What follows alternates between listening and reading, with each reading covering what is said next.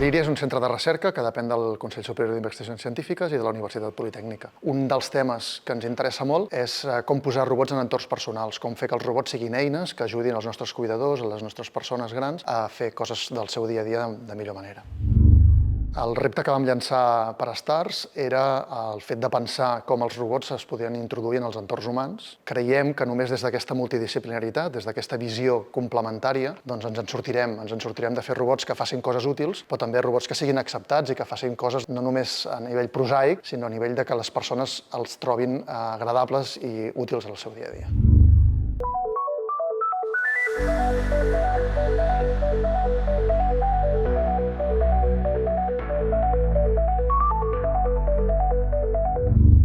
Ens ha interessat acollir un artista en residència perquè en el context que tenim de molts projectes de robòtica assistencial sempre ens centrem molt en la part molt utilitària de com resoldre els problemes, però vam pensar que portar un artista al projecte ens podia portar nous punts de vista.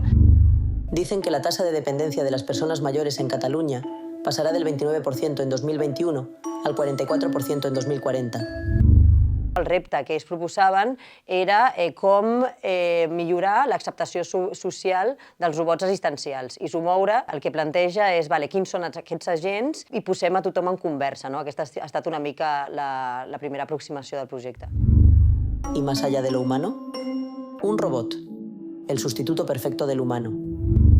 El procés de recerca, com moltes de les residències en les que no estàs tu sola treballant, passa per diferents fases i primer hi ha una fase molt important que és la fase d'adaptació, perquè tothom o les parts involucrades en aquest procés de recerca interdisciplinar tenen expectatives, tenen objectius, tenen formes de treballar diferents. Llavors, realment, al principi no va ser fàcil perquè va haver-hi un procés d'entendre'n. Jo crec que al final d'aquest procés ha estat molt positiu. Jo crec que la relació que tenim ara en relació a fa un any no té res a veure i ara és quan sentim que pot realment succeir una recerca comuna. Ha estat un procés d'escolta mútua i d'intentar coordinar-nos i llavors l'outcome que tenim a dia d'ara és aquesta recerca conceptual, aquesta metodologia i estem en procés de producció del dispositiu, de l'alteració d'aquesta mà robòtica que és el que jo proposo com a procés de cura en si mateix. Fer una rèplica d'una mà robot que estan creant dintre del laboratori, que han dissenyat ells mateixos, que ajuda a donar de menjar a persones que no poden menjar per elles mateixes. El NYAM és un dels nostres projectes de robòtica assistencial en el marc de Labora, que és un robot per ajudar a donar de menjar. A través de les expressions facials, els pacients poden controlar els moviments d'aquests robots de manera que poden menjar de forma més autònoma. La idea és ajudar a l'hospital, en aquest cas és un projecte en col·laboració amb el Parc Sanitari Rovira i Virgili, per a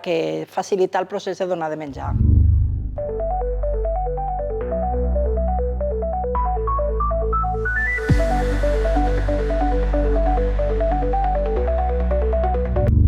La meva proposta era recrear aquesta mà, jo he fet el procés alhora que ells, però ara ja arriba el moment en què jo la hackejaré perquè la mà atengui amb els seus comportaments i amb la seva forma de donar de menjar o de comunicar-se a totes les preguntes i qüestions o respostes que han sorgit durant el procés de recerca conceptual.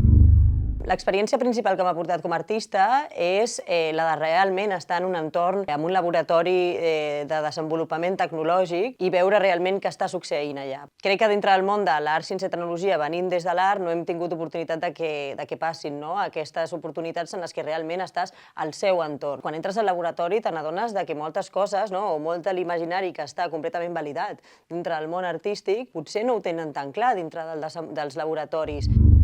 Cada cosa en su lugar y no te metas en donde los demás. Ciencias o letras, arte o ingeniería, razón o emoción. Tenemos la libertad de mantenernos separadas. Jo diria que el repte més important que hem tingut és, primer, que parlem llenguatges que són una mica diferents i, per tant, ens hem d'entendre. Això no ens passa només amb els artistes, ens passa amb els metges, ens passa amb tothom. Però, en realitat, és una cosa que és molt enriquidora a nivell personal, a nivell de grup. L'altra qüestió és el diferent temps de generació de les idees. Nosaltres estem molt acostumats a dissenyar i a tenir coses provisionals de seguida. Amb els artistes, a vegades, un ha d'esperar una mica més, a tenir aquestes idees més treballades fins que veus alguna cosa factible sobre la taula. Sempre passen projectes multidisciplinars que sempre has d'aprendre a com fan la recerca els altres i quins són els processos, però sí que ha estat interessant perquè la Mònica ens ha portat molts punts de vista nous, hem fet col·loquis amb gent que segurament potser no haguéssim arribat, punts de vista diferents que segurament nosaltres no hi haguéssim tingut l'abast si no fos per ella i ha estat enriquidor. El que ens faltaria ara és tots aquests conceptes que hem treballat, tot aquest aprenentatge que hem fet, que no quedi només en una actuació artística, sinó que una mica el somni, el que ens agradaria és portar-ho a la realitat i que aquests conceptes després els puguem veure com han modificat els nostres robots quan els portem a l'hospital, a casa, amb les persones que han d'interactuar. Las personas mayores quieren estar en sus casas, pero necesitan asistencia. La asistencia no es cuidado, sino independencia.